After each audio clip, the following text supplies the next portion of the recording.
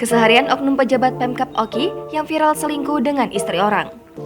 DKM, 32 tahun, seorang pejabat di Pemkab Oki yang dilaporkan istrinya, SC, 25 tahun, ke Polda Sumsel atas kasus penipuan dan perzinahan. Pasca viral di media sosial terkait dengan postingan kisah cinta terlarang, diduga oknum pegawai negeri sipil terjadi di Kabupaten Ogan Komering Ilir. Sosok kedua oknum selingkuhan berinisial DKM dan WAG tidak terlihat ngantor di hari pertama masuk kerja setelah cuti panjang libur lebaran.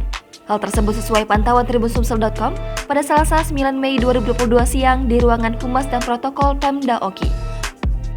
Menurut salah satu pegawai di sana, mengatakan bahwa pada waktu apel pagi yang bersangkutan, DKM ada. Tetapi setelah itu tidak ada sampai siang. Dikatakan kembali bahwa dirinya sudah mengetahui melalui media sosial mengenai adanya dugaan perselingkuhan antara kedua teman kerjanya tersebut. Menurutnya, selama ini rata-rata pegawai kantor tidak menaruh curiga terhadap tingkah maupun perbuatan yang dilakukan DKM dan WAG selama berada di kantor. Ia mengatakan bahwa mereka berlaku satu sama lain sama seperti pegawai lainnya, tetapi ia tidak mengetahui kalau di luar kantor, karena petugas di sana kerap melakukan dinas luar.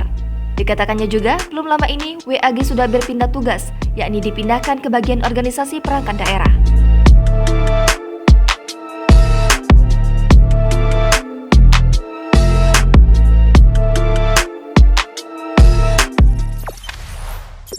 Jangan lupa subscribe, share, komen, dan like ya!